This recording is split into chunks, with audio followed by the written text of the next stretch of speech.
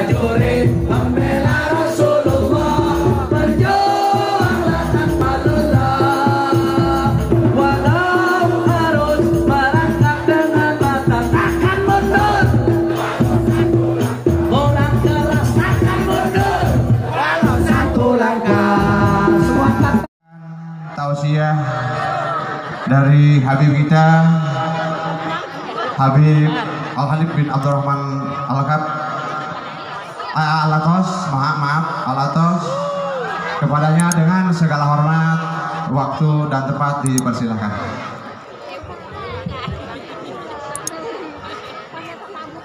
Assalamualaikum warahmatullahi wabarakatuh.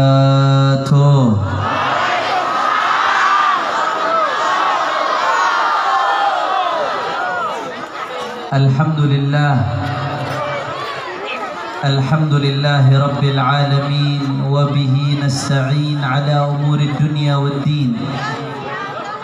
Allahumma fasalli wa sallim wa barik wa karrim wa majjid wa azzim ala sayyidina wa habibina wa syafi'ina wa nuri qulubina Muhammad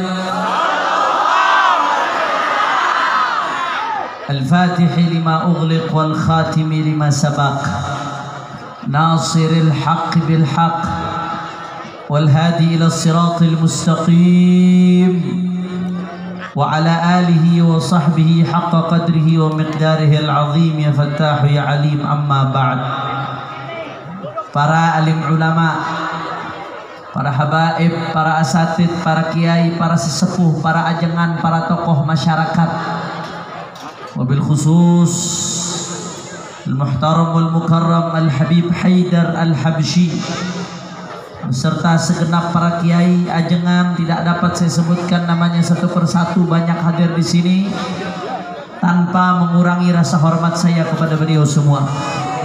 Kita doakan mudah-mudahan habaib kita, kiai kita, ulama kita, Allah panjangkan umurnya, Allah sehatkan badannya, Allah lapangkan rezekinya, Allah menangkan perjuangannya. Amin ya Rabbal. Tidak lupa pula salam penghormatan kami sampaikan kepada segenap panitia penyelenggara yang telah bersusah payah menyelenggarakan acara pada malam hari ini.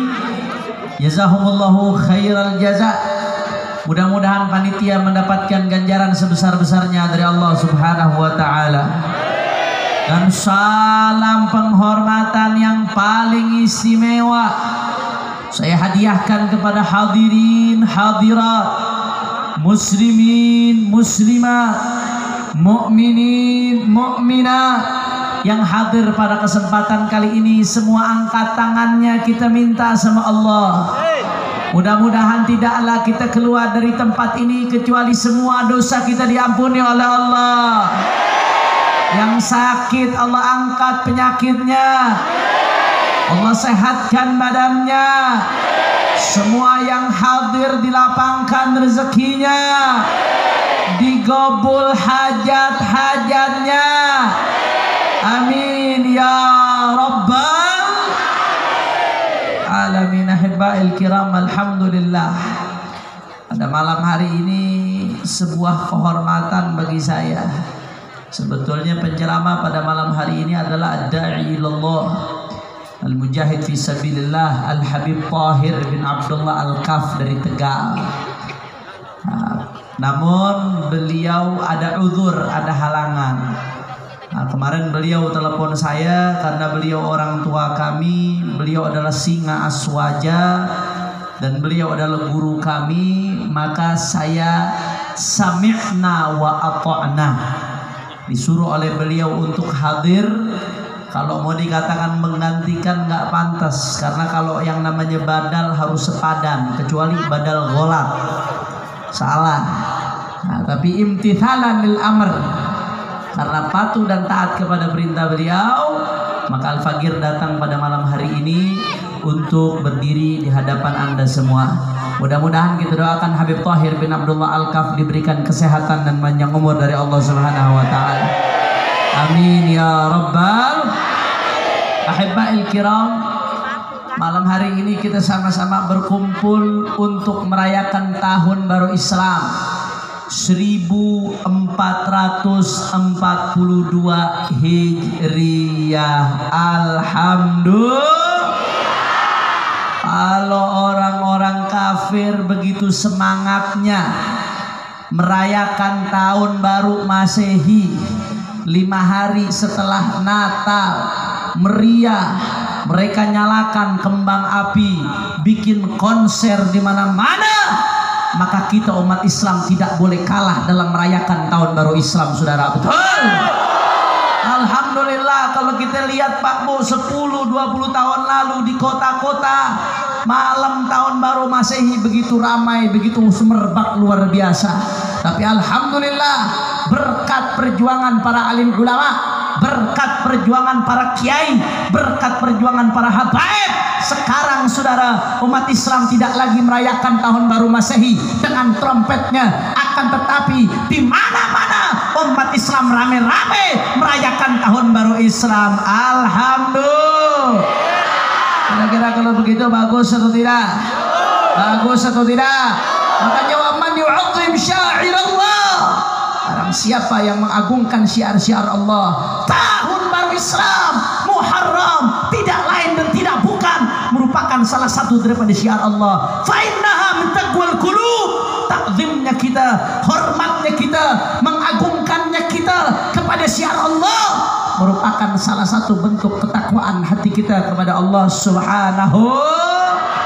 Makanya saya doakan mudah-mudahan sebagaimana kampung ini begitu meriah merayakan tahun baru Islam, mudah-mudahan kampung ini diberkahi oleh Allah, usahanya dilancarkan oleh Allah, yang belum menikah jodohnya dimudahkan oleh Allah, urusan kawin paling kencang loh. Amin, amin. Yang sudah menikah diberikan dzurriyyah salihin salihah. Amin. Bapak-bapak yang sudah menikah mudah-mudahan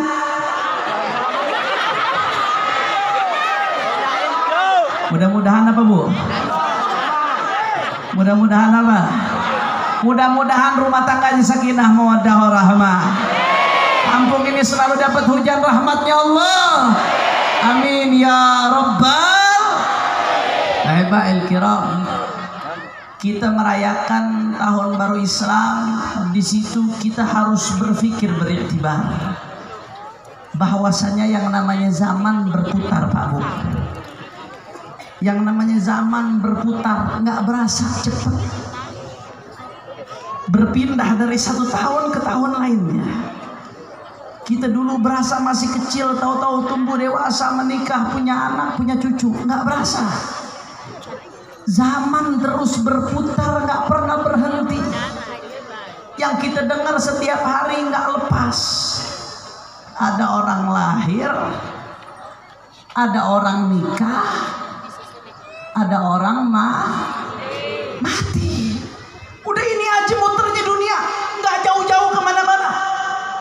Ada yang lahir hari ini, besoknya ada yang nikah, besoknya ada yang mati. Saudara, saya pribadi Pak Bu, saya udah lahir. Saya sudah nikah, alhamdulillah. Tinggal nunggu matinya doang, saudara. Enggak, hidup kita nggak jauh-jauh muter di situ. Makanya ulama mengatakan dunia kamahilil magar, wa inna mahilil mamar. Duniamu bukan tempat kamu tinggal, bukan. Cuma tempat lewat saja. Kalau sudah tahu cuma tempat lewat, mau ngapain bangun rumah besar-besar di tempat kita lewat? Bangun rumah yang besar itu di tempat kita tinggal. Betul? Mau ngapain mati-matian membangun tempat lewat kita? Kalau mau kita bangun besarkan tempat kita tinggal, saudara. Masya Allah. Makanya saudara, di tahun baru Islam ini yang harus kita pikirkan, bagaimana semangat hijrah ada di dalam diri kita, saudara. Apa itu semangat hijrah? Semangat hijrah yang dikatakan oleh baginda Nabi besar Muhammad sallallahu alaihi wasallam. Kata Nabi sallallahu alaihi wasallam, al-muhajir man hajara manahallahu anhu. Orang yang berhijrah pada hakikatnya bukan yang berpindah dari satu tempat ke tempat lainnya saja, saudara. Akan tetapi hakikat daripada hijrah adalah meninggalkan apa yang dilarang oleh Allah Subhanahu. Hakikat hijrah yang tadinya belum sholat, taubat kembali kepada Allah, jaga sholatnya. Itu hakikat hijrah. Yang tadinya belum berjamaah, dijaga jamaahnya berubah. Itu namanya hijrah. Yang tadinya mohon maaf, masih suka kurang ajar sama orang tuanya, galil adab, suka membantah orang tuanya, tancapkan di dalam dirinya tekad hijrah, berubah. Ini orang tua keramat, saudara.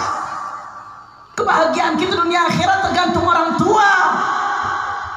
Yang tadinya pacaran, karena semangat hijrah tancapkan dalam hati, ya Allah, mau jadi apa saya? Berubah, nggak lagi pacaran. Mohon maaf Pak Bu, mohon maaf kadang-kadang saya sedih. Apalagi di zaman sekarang. Mohon maaf, banyak orang ngajinya rajin, sekoyalnya rajin, tapi pacarannya rajin juga, saudara. Ada atau tidak yang begitu? Jawab yang jujur, ada atau tidak? Ada atau tidak? Udah gitu pacarannya manggil abi umi lagi, kedebong pisang. Pacaran manggil abi umi, ntar kalau putus bercerai jadi janda dong. Jangan mau, jangan mau. Mohon nih para perempuan-perempuan ini, mohon banyak akhwat-akhwat nih, saudara-saudara kita nih. Saya pengen nikatkan, kalau ada laki-laki yang ngajakin pacaran jangan mau. Kenapa saya katakan demikian? Karena laki-laki yang ngajak pacaran itu penik, kurang kompak, panik, kurang keras, panik. Kenapa saya katakan penipu? Karena pacaran ibarat fata morgana, saudara. Kelihatannya dari jauh manis, menjanjikan, menggiurkan, tapi begitu dideketin, saudara, hampa, palsu, kosong, PHP, sakitnya di sini, saudara. Betul. Kita jangan mau dibohongin sama yang ngajakin pacaran. Kalau dia betul-betul cinta, nggak akan ngajakin pacaran, saudara. Karena kalau selama dia ngajak pacaran, berarti hanya pengen nipu, hanya pengen ngerjain, hanya pengen ngambil keuntungan sementara, saudara. Kalau betul-betul cinta, jadi laki-laki gentleman, datang kepada orang tuanya, katakan padanya, Pak, kupinang anakmu dengan bismillah. Betul. Alhamdulillah. Bagi semua angkat tangan, nyaminkan doa saya. Amin. Kita doakan mudah-mudahan yang belum dapat jodoh Allah mudahkan jodohnya. Doakan mudah-mudahan berkat tahun baru Islam yang pacaran putus. Ya Rabbal. Ketahuan di belakang banyak muka panik, saudara. Masya Allah. Kira-kira jelas atau tidak? Jadi hakikat daripada hijrah al-muhajir, man hajara manahallahu anhu. Orang yang berhijrah adalah orang yang meninggalkan apa yang dilarang oleh Allah Subhanahu wa ta'ala. Yang tadinya belum bisa memaksimalkan waktunya, nggak mau ngaji, itu baru namanya hijrah. Udah nggak zaman, saudara, sekarang nongkrong. Sekarang zamannya anak muda ngaji, itu baru namanya hijrah. Makanya oleh karena itu, saudara, pada kesempatan kali ini bicara soal hijrah amal soleh, saya pengen ngasih satu amalan yang luar biasa untuk umat Islam yang hadir di sini. Amalnya sederhana, mudah, gampang, tapi pahalanya besar, luar biasa, saudara. Sebelum saya lanjutkan, saya mau lihat dulu jam berapa nih. Jam 11 kurang kira-kira lanjut atau jangan? Masih semangat? Udah malam. Lanjut. Yakin? Betul. Lanjut terus. Saya mau dengar mana semangatnya lembak, angkat tangannya, takbir. Takbir. Takbir. Sallu ala Nabi. Saudara, pada kesempatan kali ini saya akan kasih satu amalan. Amalan ini sederhana, saudara. Tapi pahalanya sama seperti haji. Mau tahu apa kagak? Mau tahu atau tidak? Haji sekarang susah, betul? Mudah-mudahan semua yang ada di sini bisa haji, bisa umrah, insyaallah. Tapi jujur susah mau haji. Kemarin nih Bu, lagi zaman corona nih sekarang, biasanya jamaah haji itu jumlahnya 2.500.000 orang biasanya. Tapi tahun ini gara-gara corona, yang haji di Baitillahil Haram cuma 1.000 jamaah haji, saudara. Dari seluruh dunia cuma 1.000 orang. Lebih ramai yang hadir tabligh akbar di sini daripada yang haji tahun ini, saudara. Susah, luar biasa. Jangankan di musim corona begini, nggak lagi musim corona aja mau berangkat haji, masya Allah. Daftar sekarang berangkatnya bisa 15 tahun lagi, 20 tahun lagi, betul? Itu kalau pakai jalur reguler. Kalau pakai jalur yang eksekutif langsung 1 tahun berangkat, tapi bayarnya 300 juta. 400 juta, nggak mudah, saudara. Tapi Rasul Shallallahu Alaihi Wasallam sudah menyediakan buat kita amalan-amalan. Manakala kita lakukan, meskipun kita belum bisa haji, tapi kita mendapatkan pahala haji, saudara. Saya mengatakan seperti ini, Pak Bu, bukan berarti ini bisa menggantikan haji, bukan. Haji tetap rukun Islam, nggak bisa digantikan.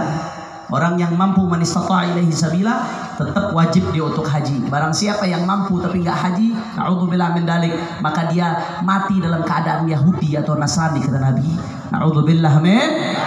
Tetap haji tidak bisa tergantikan. Di dalam haji ada khosais, keistimewaan yang tidak didapatkan di selain haji, saudara.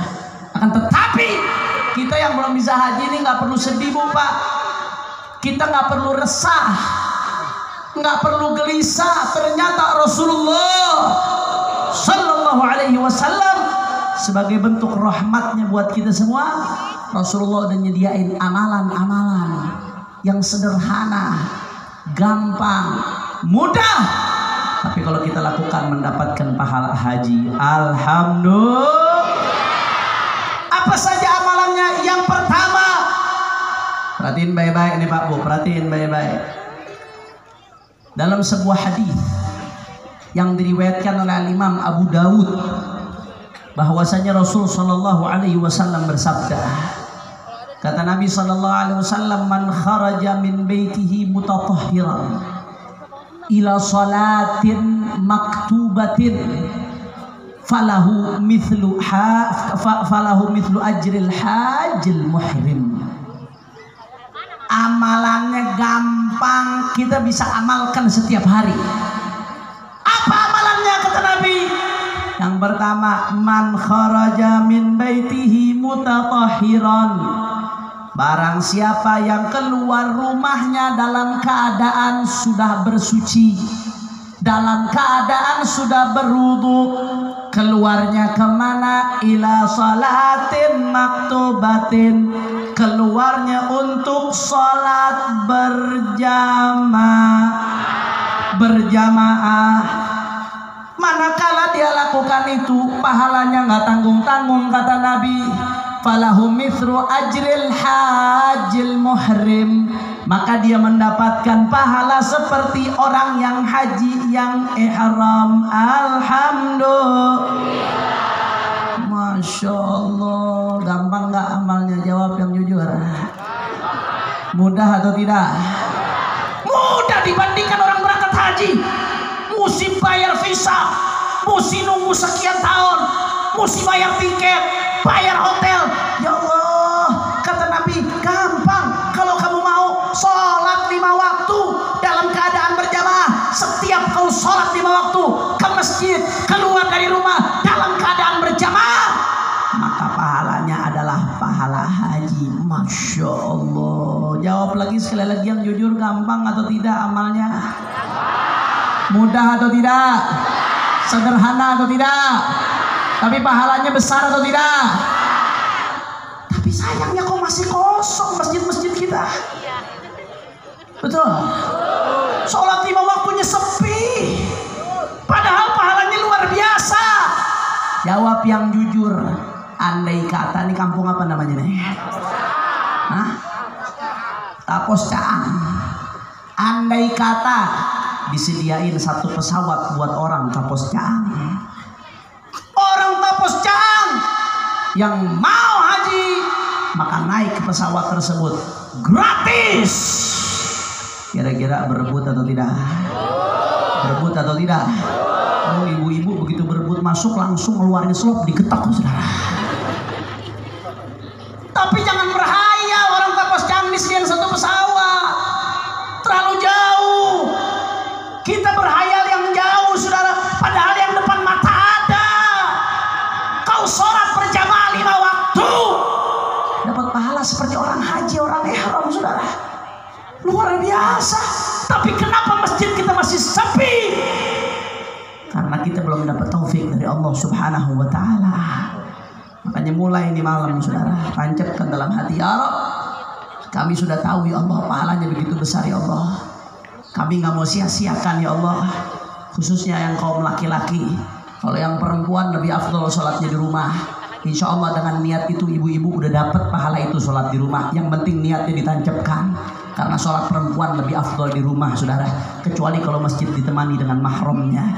Tapi laki-laki, maka dia punya kewajiban untuk menghidupkan masjid, saudara. Makanya pahalanya begitu besar. Sahabat dulu kalau udah ketinggalan sholat berjamaah di masjid nyesel luar biasa. Sayyidina Umar bin Khattab radhiyallahu anhu pernah suatu saat beliau lagi berkebun di Madinah. Ketika beliau jadi khalifah, ketika berkebun beliau lupa, nggak sadar, nggak ngeh, saking asiknya ternyata udah sholat asar di masjid, saudara. Begitu sholat asar selesai, beliau sadar, ya Allah, saya ketinggalan sholat asar gara-gara saya berkebun. Apa yang dilakukan Sayyidina Umar, saudara? Ini kebun udah menghalangi saya mendapatkan pahala sholat asar. Maka detik ini kebun ini saya wakafkan untuk umat Islam sebagai tebusan saya ketinggalan sholat asar, saudara. Cuma 1 kali. Allahumma sholli ala Muhammad. Allahumma sholli ala Muhammad. Kenapa kok begitu nyesalnya Sayyidina Umar? Karena tahu pahalanya besar. Karena tahu rugi kalau ditinggalkan.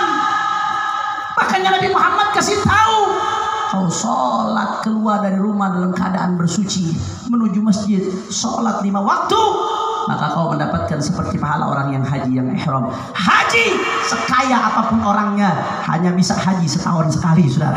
Nggak ada ceritanya orang bisa haji setahun lebih dari sekali, saudara. Tapi sholat 5 waktu tidak butuh duit, tidak butuh orang kaya. Sehari 5 kali dia bisa mendapatkan pahala orang yang berhaji. Alhamdulillah. Makanya nggak heran Nabi sudah janjikan pahala yang begitu besar. Ketika di Madinah begitu ada sahabat-sahabat yang nggak mau sholat berjamaah di masjid, itu Nabi sampai hamamtu, kata Rasulullah, aku punya keinginan. Saking marahnya Nabi, itu orang-orang yang nggak sholat di masjid aku pengen bakar rumahnya, kata Rasulullah, saudara. Saking marahnya Nabi. Oleh karena itu, saudara, pahala besar di depan mata kita. Tinggal masuk, nggak pakai luarkan biaya. Apalagi yang masih sehat. Kalau sampai ini disia-siakan, maka rugi. Na'udzubillah min. Kalau gitu saya mau tanya, jawab yang kompak, orang Tapos jawab yang kompak. Kira-kira siap ramaikan masjid? Orang keras siap ramaikan masjid? Siap hidupkan masjid? Siap istiqamah berjamaah? Takbir! Sallu ala nabi. Allahumma salli wa sallim barik alaihi. Itu yang pertama, saudara. Kira-kira jelas atau tidak? Sadayana parantos ngartos.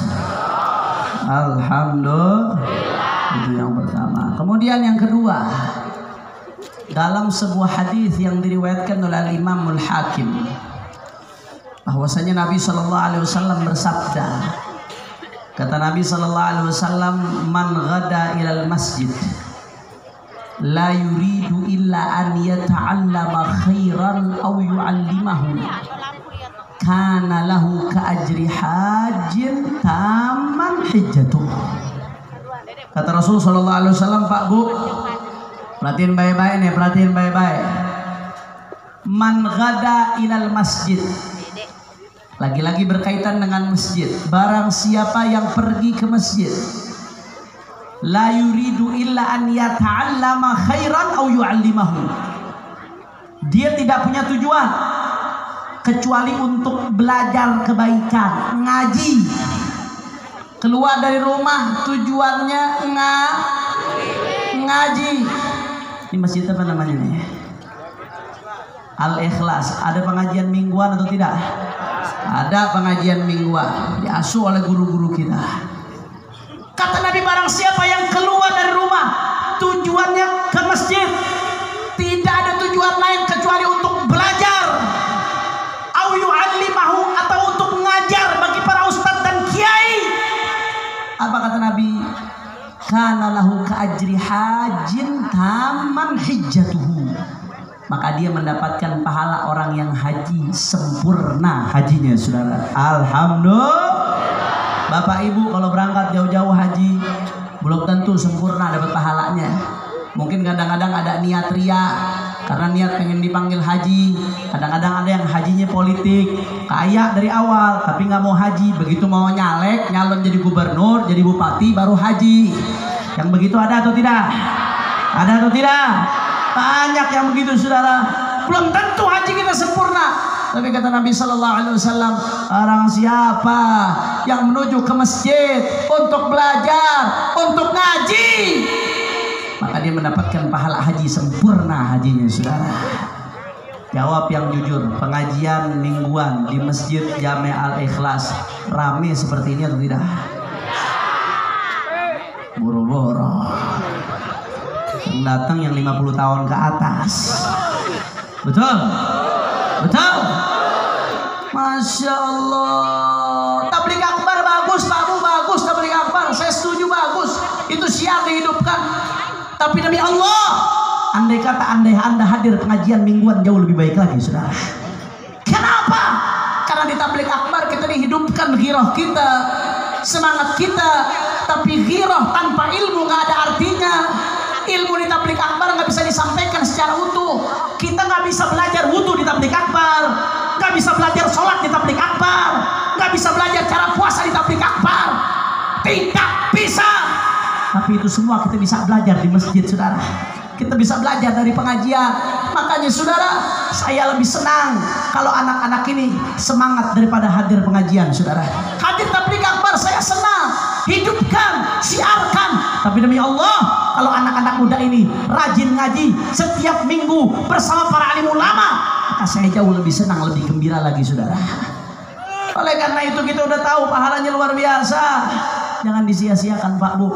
Mulai besok kalau pengajian mingguan di masjid, hadir, karena pahalanya pahala alhamdulillah. Kira-kira jelas atau tidak? Jelas atau tidak? Insya Allah. Kemudian yang keempat, yang ketiga, saudara. Yang keberapa? Kira-kira lanjut atau jangan ini? Yakin? Betul? Allahumma sholli ala Muhammad. Yang ketiga, saudara. Yang ketiga lebih gampang lagi, Bu, Pak. Lebih gampang lagi. Ada sahabat yang datang ke Rasulullah. Ini diriwayatkan oleh Imam Al-Bukhari. Sahabat ini bukan dari kalangan ekonomi yang menengah ke atas pada saat itu. Mereka ngeluh ke Rasulullah, ya Rasulullah, dhahaba ahli duthur minal amwal bidarajatil ula wa ni'imil muqim yusalluna kama nusalli wa yasumuna kama nasum wa lahum fadlu amwalin yahujjuna biha wa ya'tamirun wa yatasaddaqun wa yujahidun. Mereka mengatakan, ya Rasulullah, orang-orang kaya tuh enak banget ya Rasulullah. Mereka bukan ngiri karena uangnya, Pak Bu, bukan. Enak kenapa kata mereka? Iya ya Rasulullah, Mereka bisa dapat derajat tinggi di surga ya Rasulullah. Bagaimana tidak? Kami puasa, mereka sama puasa. Kami sholat, mereka juga sholat ya Rasulullah. Tapi bedanya ya Rasulullah, mereka punya uang lebih. Uangnya mereka bisa pakai buat haji, uangnya mereka bisa pakai buat umroh, bisa pakai buat jihad, mereka bisa pakai buat sedekah ya Rasulullah. Kami nggak bisa ya Rasulullah. Kami iri dengan mereka berderajat tinggi di sisi Allah, sedangkan kami nggak dapetin itu. Akhirnya apa kata Rasulullah SAW? Ala uhaddithukum bi amrin in akhadtum bihi adraktum man sabaqakum wa lam yudrikum ahadun ba'dakum. Kata Rasulullah, maukah kalian aku kasih tahu satu amalan? Manakala kalian amalkan hal tersebut, kalian bisa susul mereka yang telah mendahului kalian, dan yang setelah kalian tidak bisa mengimbangi dan menyusul kalian. Apa amalan itu ya Rasulullah? Ternyata amalannya gampang Pak Bu, udah diajarin sama kiai-kiai kita, udah diajarin sama habaib-habaib kita. Cuman kadang kita nggak gampangin, nggak ngamalin. Apa amalannya? Luar biasa mudah. Tusabbihun wa tukabbirun wa tahmadun wa tukabbirun khalfa kulli salah 33. Ya Allah, gampang banget ternyata amalan yang bisa nyusul. Apa amalannya? Amalannya Bu, kata Nabi, setiap selesai sholat jangan ditinggal baca subhanallah 33 kali, alhamdulillah 33 kali, Allahu Akbar 33 kali. Jawab yang jujur, amalannya gampang atau tidak? Mudah atau tidak? Sederhana atau tidak? Tapi pahalanya engkau bisa ngalahin mereka yang haji, yang umrah, yang sedekah, kata Rasulullah. Manakala kau tidak mampu baca ini, kau bisa kalahkan itu. Masya Allah. Sekali lagi jawab yang keras, yang jujur. Gampang atau tidak? Mudah atau tidak? Sederhana atau tidak? Tapi pahalanya besar atau tidak? Besar atau tidak? Tapi diamalkan atau tidak? Nah, gampang diamalkan tidak? Ngacir baik. Gampang Bu, sebentar nggak sampai 3 menit. 3 menit paling lama. Subhanallah 33 itu paling 1 menit saudara. Cuma 3 menit tapi pahalanya luar biasa. Tapi sayang 1000 sayang. Kadang-kadang selesai sholat nggak sabar pengen buru-buru buka handphone lagi, nggak sabar pengen buru-buru ngobrol. Kenapa sih nggak duduk sebentar aja? Belum lagi amalan yang lain. Kata Nabi, ayat kursi kalau dibaca setelah sholat itu, kata Nabi SAW, laisa bainahu bainal jannah hijab illal maut. Nggak ada yang menghalangi antara dia dan surga kecuali kematian. Artinya kalau orang istiqomah baca ayat kursi setelah sholat, maka kalau mati masuk surga. Nabi yang ngomong Bu, bukan saya, bukan Pak Kades yang ngomong, bukan. Nabi yang ngomong. Luar biasa, pahalanya besar, amalannya gampang. Kenapa? Karena Nabi tahu kita nih umat Nabi Muhammad kalau dikasih amalan yang berat-berat nggak mampu. Akhirnya kalau amalannya berat-berat semua kita masuk neraka.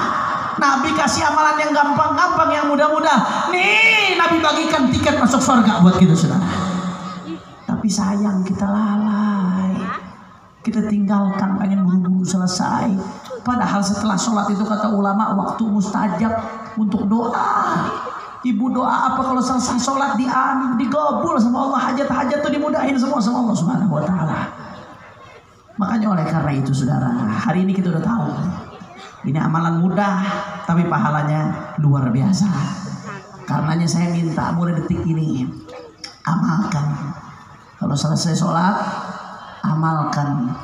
Baca subhanallah berapa kali Bu? Alhamdulillah berapa kali? Allahu Akbar berapa kali? 33 kali. Gampang, sederhana. Amalkan, insya Allah hidup kita lebih diberkahi oleh Allah Subhanahu. Itu yang ketiga. Kira-kira jelas atau tidak? Insya Kemudian yang keempat, yang terakhir saudara, dalam sebuah hadis, ini yang paling penting nih, dengerin anak-anak khususnya nih, anak-anak muda nih. Yang keempat, yang terakhir, ini yang paling penting. Dalam sebuah hadis yang diriwayatkan oleh Imam Al-Baihaqi, bahwasanya Rasul sallallahu alaihi wasallam didatangi oleh seorang sahabat. Sahabat ini ngomong ke Rasulullah, "Ya Rasulullah, ashtahil jihad wala aqdir alaih." Rasulullah, aku pengen jihad ya Rasulullah, tapi aku nggak mampu. Sahabat ini ada uzur, entah uzurnya sakit atau uzur yang lainnya. Dia pengen jihad, pengen gabung, tapi nggak mampu. Dia pengen dapat seperti keutamaan yang didapatkan oleh orang yang berjihad. Makanya dia minta itu sama Rasulullah. Akhirnya apa kata Rasulullah SAW? Hal baqiya min walidayka ahad. Kalau kamu nggak mampu jihad, saya mau tanya, apakah salah satu dari kedua orang tuamu masih hidup? Perhatikan baik-baik yang masih punya orang tua. Yang masih punya orang tua, perhatikan baik-baik. Apakah salah satu dari kedua orang tuamu masih hidup? Kata Rasulullah. Dia mengatakan, "Na'am ummi ya Rasulullah." Ya, ibuku masih hidup ya Rasulullah. Rasulullah begitu dengar dia mengatakan ibunya masih hidup, apa kata Nabi saudara?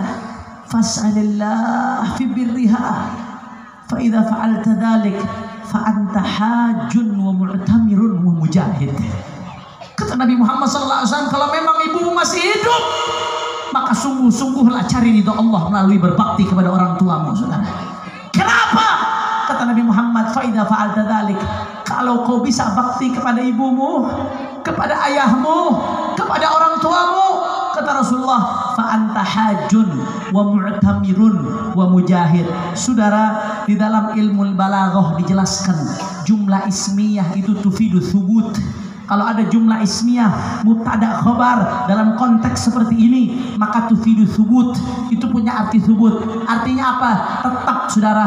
Berarti bagaimana penerapannya dalam hadis? Kata Nabi, kalau engkau bakti sama ibumu, hormati ibumu, melayani ibumu, maka seolah-olah engkau selalu dalam keadaan haji, selalu dalam keadaan umrah, selalu dalam keadaan jihad di jalan Allah, saudara. Masya Allah, orang haji bu cuma bisa setahun sekali. Itu pun begitu haji cuma 4 hari, ada yang 3 hari, ada yang 4 hari, saudara. 4 hari, 5 hari normalnya. Orang umroh sekali-sekali. Jihad ada syaratnya, nggak sembarangan orang bisa jihad. Tapi kalau kau lakukan ini bakti sama ibumu, engkau setiap hari jihad, engkau setiap hari haji, kata Nabi, engkau setiap hari umrah. Kalau mau pakai bahasa yang lebih ekstrim lagi, saudara, kalau kau bakti sama ibumu, kau dapat ridho dia, kau senangkan dia, nggak usah jauh-jauh, Ka'bah ada di rumahmu, saudara. Arafah ada di rumahmu, Multazam ada di rumahmu, Hajar Aswad ada di rumahmu. Tapi kita lalai, kita sia-siakan, bahkan kita sakiti hatinya. Kadang-kadang mohon maaf, ada yang udah jadi suami lebih mendahulukan istrinya daripada ibunya. Saya bukan berarti mengatakan kita harus menggolimi istri untuk hormati ibu, enggak. Istri punya hak, wajib dipenuhi hak istri, saudara. Tapi ketika ada perbenturan antara istri dan ibu, haram seorang lelaki mendahulukan istrinya, saudara. Ibumu yang besarkanmu, ibumu yang lahirkanmu, kenapa kau sakiti dia gara-gara seorang perempuan, saudara? Makanya nggak heran kalau sampai Nabi Muhammad mengatakan mal'un man qaddama zaujatahu ala ummih. Laknat dari Allah bagi mereka yang mendahului istrinya dari ibunya. Ibadallah, mudah-mudahan Allah jaga kita dari ini semua, saudara. Makanya mulai malam hari ini saya ingatkan anak-anak muda ini yang masih punya orang tua, kau beruntung, itu keramatmu, itu yang harus kau junjung tinggi. Jangan sampai kau sakiti. Begitu kau sakiti, sial hidupmu, sial. Pegang omongan saya, saudara. Begitu kau durhaka sama ibu, sial. Sepintar apapun engkau, sehebat apapun engkau, setinggi apapun kau belajar, kau durhaka sama ibu bapamu, sial hidupmu. Gak akan ada keberkahan, saudara. Tidak akan ada keberkahan. Jangan cuma kalau ada habaib cium tangan luar biasa. Ada kiai cium tangan luar biasa, tapi sama ibu tidak ada hormat, tidak ada artinya, saudara. Hormat habaib bagus, hormat kiai harus, hormat ustadz wajib, tapi hormat orang tua jauh lebih wajib lagi, saudara. Demi Allah, kalau Anda cari keberkahan dari saya, keberkahan yang ada pada saya nggak ada apa-apanya dibanding keberkahan yang ada pada orang tua Anda. Makanya pulang dari tempat ini jangan sia-siakan. Mumpung orang tua kita masih hidup dan yang orang tuanya sudah meninggal, berbaktilah dengan cara nyambung silaturahmi daripada orang tuanya.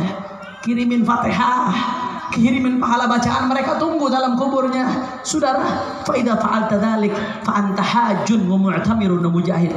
Kalau kau bisa bikin senang orang tuamu, bikin bahagia orang tuamu, maka setiap hari kau dalam keadaan jihad, dalam keadaan umrah, dalam keadaan haji. Alhamdulillah. Kira-kira sampai sini jelas atau tidak? Jelas atau tidak?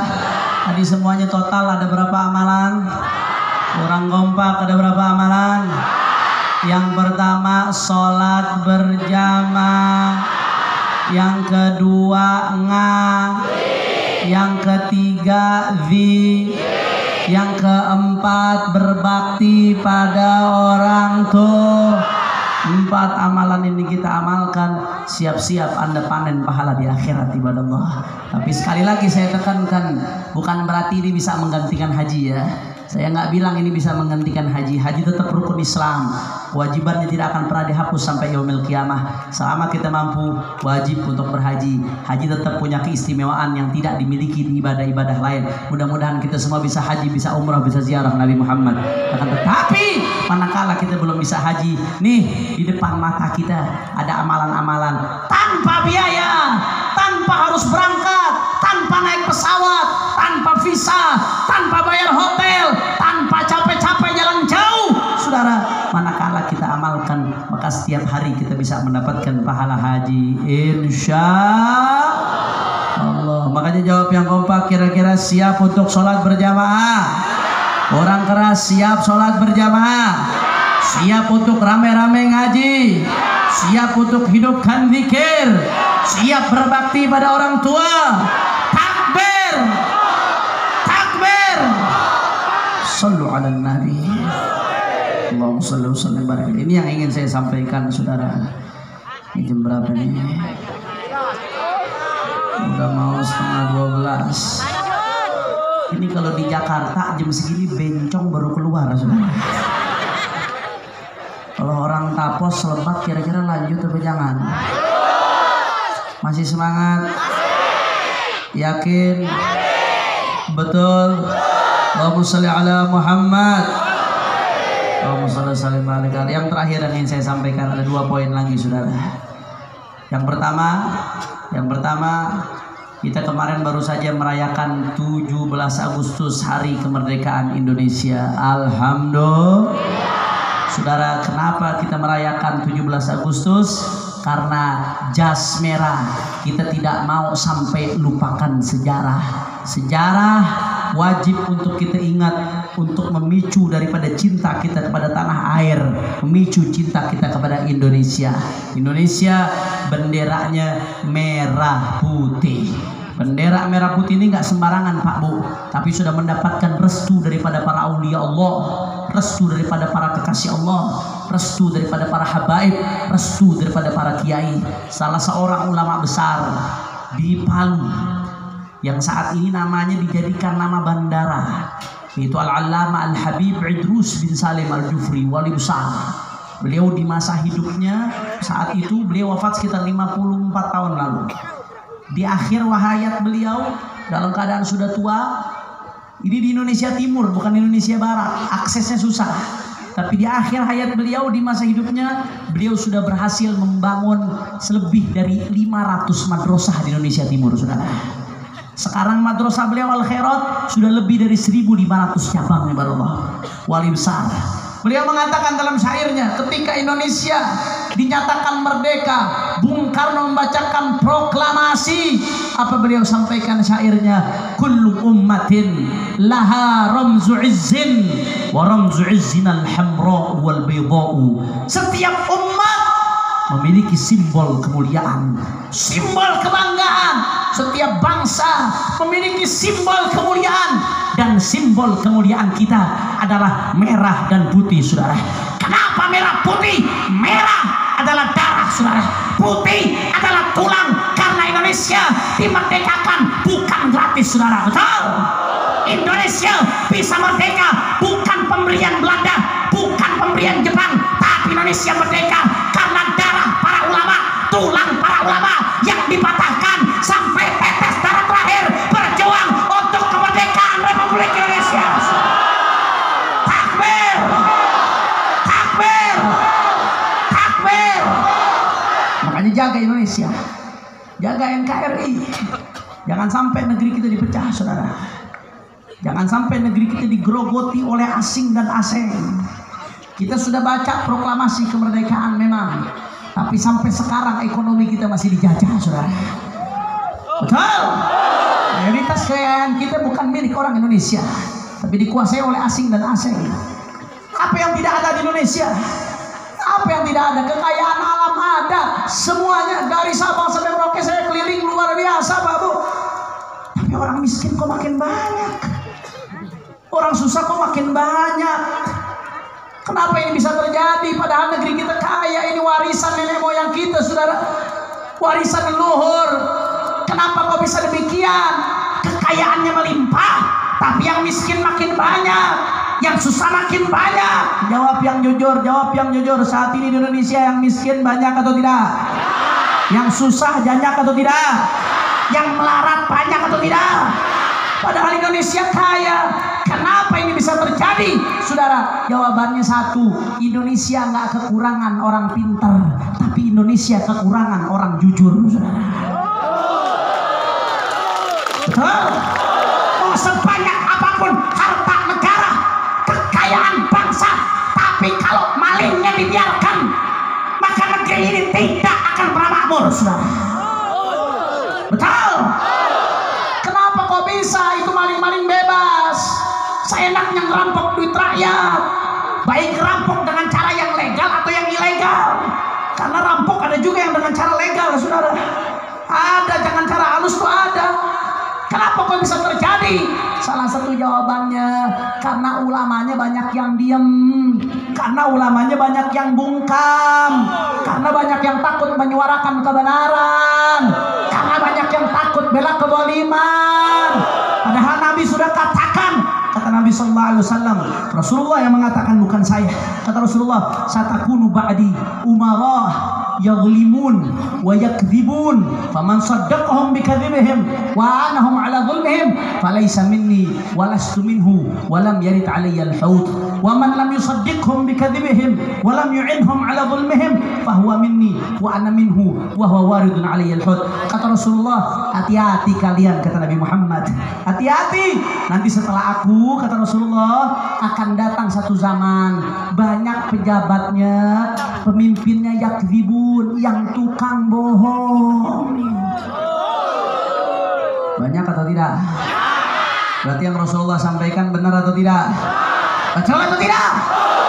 Udah kenyang rakyat dibohongin, saudara. Mulai yang dari tinggi sampai rendah, macam-macam kebohongan. Wa yaghlimun, dan banyak yang zalim. Giliran ulama dianggap salah, ditangkapnya cepat, saudara. Bahkan Habibullah bin Semit yang kesalahannya cuma karena bela nasabnya Rasulullah, bela kehormatan Rasulullah, dipenjarakan, bahkan sampai dipindah ke Nusa Kambangan, tempat teroris, saudara. Giliran penista agama, aman, aman. Itu Ade Armando aman, Abu Janda dilaporkan berkali-kali aman, saudara. Desi dilaporkan berkali-kali aman, busuk dilaporkan berkali-kali aman. Belum lagi koruptor-koruptor yang diperlakukan dengan tidak adil, saudara. Jawab yang jujur, kira-kira seperti ini adil atau tidak? Adil atau zalim? Berarti yang dikatakan Rasulullah akan banyak pemimpin-pemimpin pejabat yang zalim, betul atau tidak? Betul atau tidak? Kata Rasulullah sallallahu alaihi wasallam, manakala itu terjadi, manakala seperti ini terjadi, kata Rasulullah, faman saddaqahum bikadzibihim, barang siapa yang membantu kebohongan mereka, yang membenarkan kebohongan mereka, wa anahum ala zulmihim, dan membela kezaliman mereka, Kata Rasulullah apa? Falaysa minni walastu minhu. Dia bukan bagian dari aku dan aku bukan bagian darinya, dan dia tidak akan aku persilahkan untuk minum di telagaku nanti di yaumil qiyamah. Na'udzubillah min. Ya Allah Pak Bu, kalau nggak diakuin pejabat sabodo teuing. Betul? Nggak diakuin sama orang kaya sabodo teuing. Nggak peduli. Tapi kalau nggak diakuin sama Rasulullah mau minta tolong sama siapa? Kalau nggak diakuin sama Rasulullah mau jadi apa? Itu kata Nabi Muhammad. Kamu benarkan kebohongan mereka, kamu dukung kezaliman mereka, kamu tunduk jadi kacung-kacung mereka, maka kamu bukan bagian dariku dan aku bukan bagian darimu, dan kamu tidak akan aku persilahkan minum nanti di telagaku di hari kiamat, saudara. Tapi sebaliknya kata Nabi Muhammad, wa man lam yusaddiqhum bikadzibihim wa lam yu'inhum ala dhulmihim fahuwa minni wa ana minhu wa huwa waridun 'aliyyan haut. Barang siapa yang tidak membenarkan kebohongan mereka dan tidak mendukung kezaliman mereka, apalagi kalau dia suarakan kebenaran, saudara, apalagi kalau dia lawan itu kezaliman, maka apa kata Nabi Muhammad? Fahuwa minni wa ana minhu, maka dia bagian dariku dan aku bagian darinya. Wa huwa waridun 'alayyal haud, dan dia nanti akan minum di telagaku di yaumil qiyamah. Mudah-mudahan kita semua bisa minum di telaganya Rasulullah sallallahu alaihi wasallam. Mudah-mudahan kita semua diakuin sama Rasulullah. Amin ya rabbal, amin ya rabbal. Masya Allah. Makanya saudara, kalau udah dapat pengakuan Rasulullah, apapun tantangannya nggak peduli, saudara. Saya mengatakan demikian bukan berarti ngajarin untuk berontak, nggak. Berontak hukumnya haram. Di dalam Islam bughat itu hukumnya haram, saudara.